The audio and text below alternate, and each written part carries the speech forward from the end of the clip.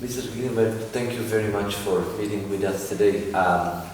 We would like to discuss a little bit about the recent developments on the Armenian Genocide recognition, international recognition, but in particular the June 2nd decision of the German Bundestag, German Parliament.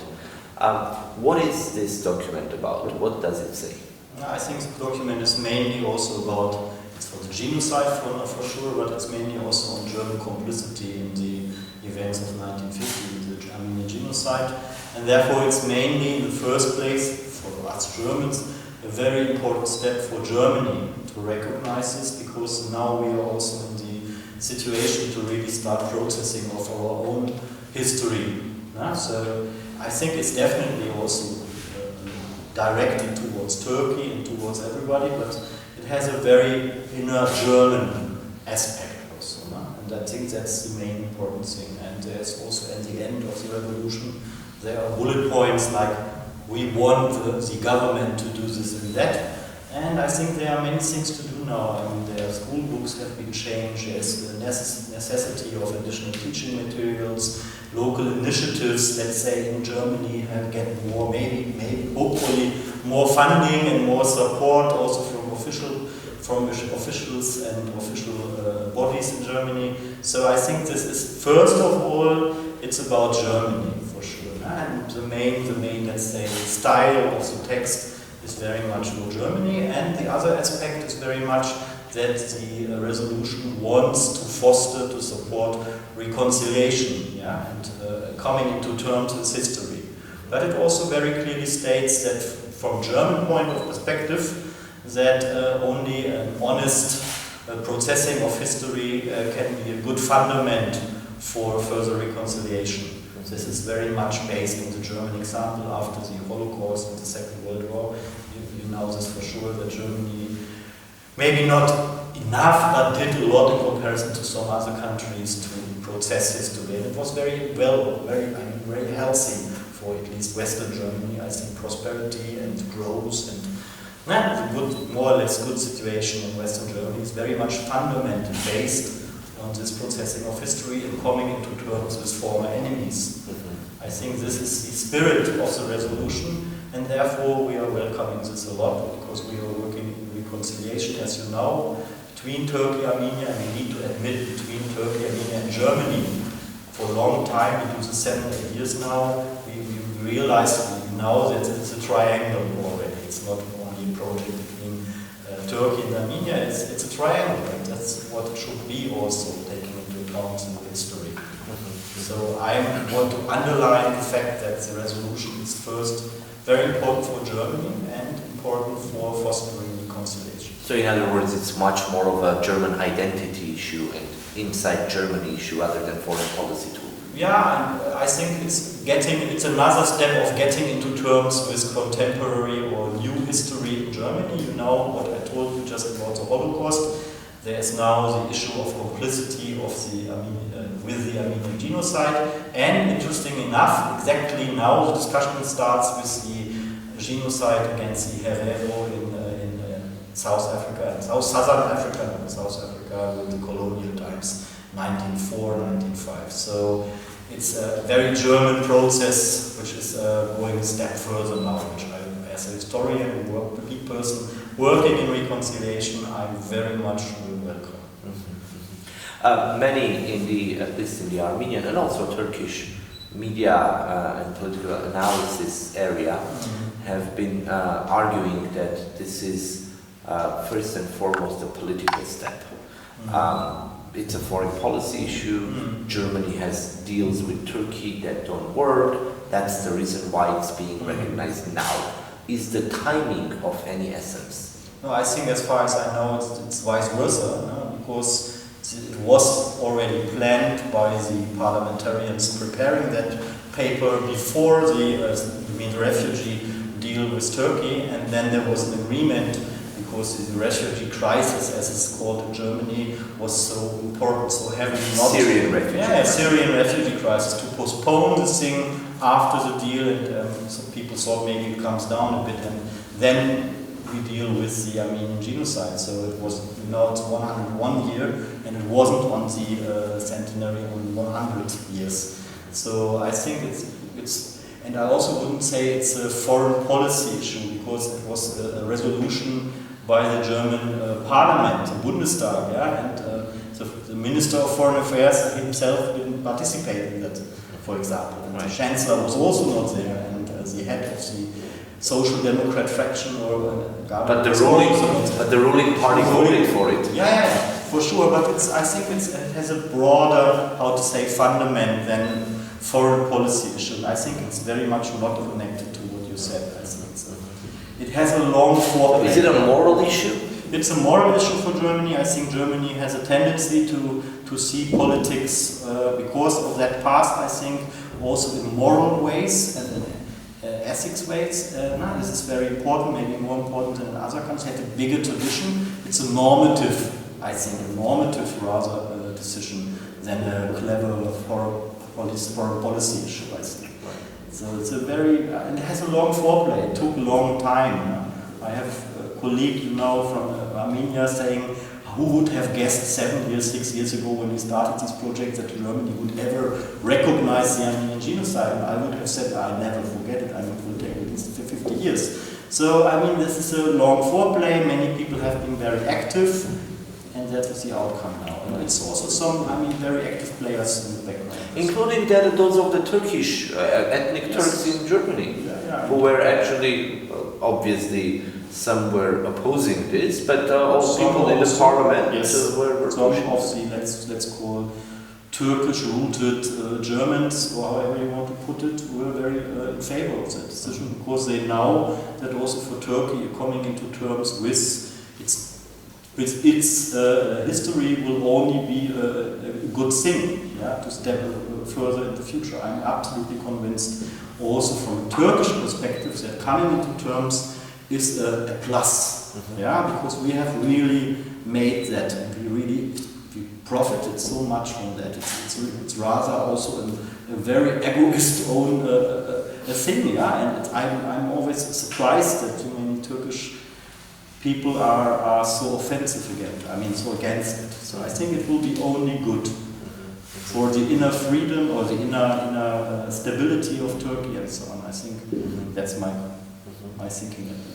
Again, because it's such a big deal for many Armenians, obviously it was on the top pages of most newspapers, media outlets. Germany is one of the, if not the most, member of the European Union, but besides the political power that Germany has in Europe or in the world, it was also allied with Turkey during World War I. Ottoman Empire. Ottoman Empire, correct. What is going to be the German responsibility for this? It's a good passage in the resolution, which is as much meant for Turkey as for Germany, where it's said we have to differentiate between the guilt of the perpetrators and the responsibility of the living. So I think this is very important. It's not that you can blame any living person, nor in Turkey nor in Germany for what had happened, but there is a responsibility, and I think this responsibility in Germany will be taken very serious. There is a catalogue at the end of the resolution of things that shall now be happened, let's say. As I said in the beginning, there will be, I think, more money allocated for projects, for initiatives within Germany, bilateral between Armenia and Turkey, in Armenia, in Turkey, and also maybe with the diaspora. I don't know this yet. I know I've been to the Ministry of Foreign Affairs for another reason, that they are already busy in how to break that down to daily work, let's say. Right. So I think I expect much more to happen. This is somehow also changing the whole attitude, and much more things are possible. Besides the responsibility, the wider question is, and I've been meeting many different people from Turkey with different backgrounds. One of the questions that Turkish colleagues would ask is, okay, even if we recognize it today, what is going to be next? What do you want? Asking me as an Armenian, obviously I didn't have a good answer to that, but that's one of the issues that is in the agenda, and risks. there's no clear approach on what do you request? What is it going to be land? Is it going to be some kind of other type of payback or whatever you want to call it? Now, when it comes to Germany, you mentioned more projects. Are these projects meant to work on Armenia-Turkey reconciliation, or are these projects meant to somehow repair the guilt or whatever you want? No, I understand. I understand, or I read the resolution very much that that's the main intention. Let's say, despite the inner German intention, is really to foster reconciliation and coming into terms between Armenia and Turkey. I think. I'm also not a politician, I will not make any comment on all the other things. I don't know these, there will be commissions maybe, there will be meetings and talks on official level, what is the outcome of this resolution in that direction, I have no idea. But from the resolution it's very clear from the text, if you just read it, that there will be definitely more projects, let's say engagements, commitment for fostering reconciliation. But it's really the basic style of the text is really that the intention is to bring forward reconciliation. Also, it's also mentioned because it's also important for the whole region, not only for the two countries, but also for Caucasus and for the whole bigger Black Sea region. How do you think this decision or this resolution impacted Germany-Turkey relations? Impacted or will impacted? The fact, or will impact. At the moment we have a difficult situation because many officials from Turkey are actively, not really welcoming this resolution. I have no idea. I just hope that this will come down again and that there will be a new possibility for talking with each other, working with each other. We have had so many successful projects. It was always very difficult, but also it was always possible to have to find a space where you can openly talk and discuss things and come somehow into terms. And I hope that it will also happen now. I think it takes some time, that's also clear. This is a big issue for Germany and for Turkey and for Armenia. And people need also to make up their minds on all sides. Okay, how do we go to step into the future with that resolution? What does that mean to me, you, and so on? I can understand that. I just hope that this phase of, let's say, more frozen phase will not be too long. Now, your project, talking about Dvv International or Dvv in German, has been working on Armenia-Turkey dialogue for quite a long time, several years now. 7 years now. And one of the main methodologies that you have been using is oral history, telling stories. How effective do you think the impact of your project has been? And if possible, talk a little bit about what you have been doing particularly. Reconciliation is a very broad, complex process in such a case. And I think that the methods and approaches that we used, oral history, talking to witnesses or post memories and things like that, then local history, then bringing young people together, all these things that they are very effective if you want to work with the civil society and you are attracting a certain group of both societies. That's always with these projects. You never attract everybody and the whole population and all layers and social layers and income layers and so on and on. I think it's a puzzle. It's a mosaic, let's say. I think we are one part of this mosaic which had not been so much worked on before, or let's say at least not so efficiently and so long. So I see our project as part of a bigger mosaic, which has also including official talks on and historians and politicians and economists and whatever. But this was a segment attracting, first of all, urban, younger, studied people, also scientists, and we also try to disseminate this to the, let's say, so-called average population. I think it was very effective. It's interesting if you start to listen to each other. This project had 3 phases. The first was called learning to listen. The second was called speaking to one another, and the third one, most difficult, acting together, which is also not a surprise that the third one is most difficult. So it was really, I had the idea for the first name, and I know how difficult it was to agree on that name, but I think the first phase, which started in Dilijan in Armenia, with youth from 10 from Armenia, 10 from Turkey, a long time ago, it was, everybody understood at the end of that phase, okay, it was really about learning to listen, because everybody has his version, her version of the truth, let's say, or perception, and first you need really to sit down and to listen, then you can say, okay, but. So this was really important, speaking to one another, which was, you know, there was this book published, Speaking to One Another, Leila Nezi and Ranu Sharatyan, both very known in their own, and also regionally known, or internationally even.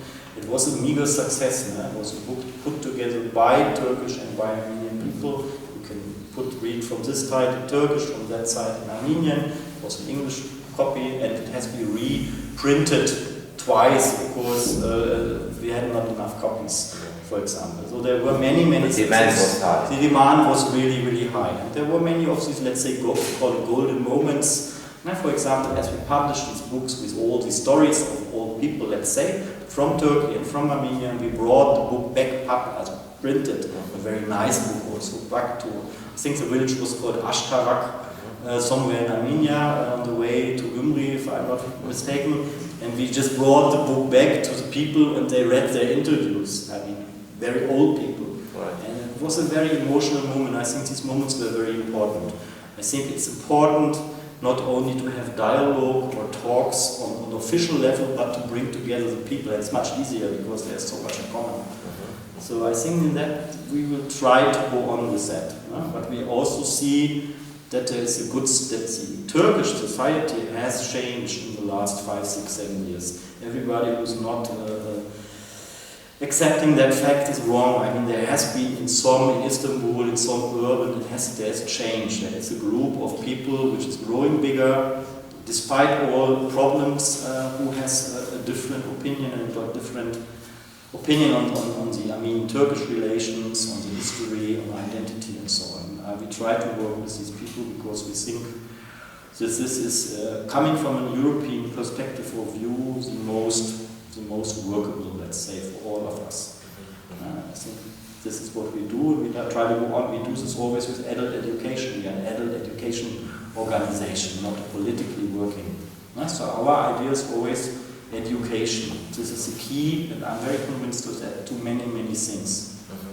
One last question, although, again, as you mentioned, you're not a politician or political scientist, but... I am a political scientist. Wow. Sitting here. I thought you're a historian. Yeah, those. Yeah, well, then it is to the target.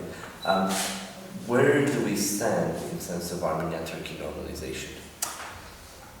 That's difficult. As I said, that depends on the layer you are asking. If you say on the official policy, politicians and whatever, I think there were better times. We had the Swiss Zurich protocols, we had the football diplomacy, and all these things which were really bringing a mood, a spirit of hope. This is not at the moment, not really what is happening. I think it's very, very difficult, very frozen. I think all sides are very careful for doing any step in that direction.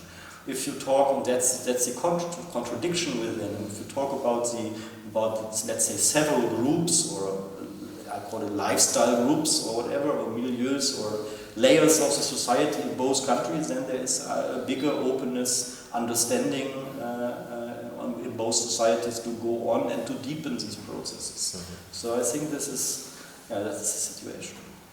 Thank you very much. Thank you for your time, and thanks for talking to Aliq.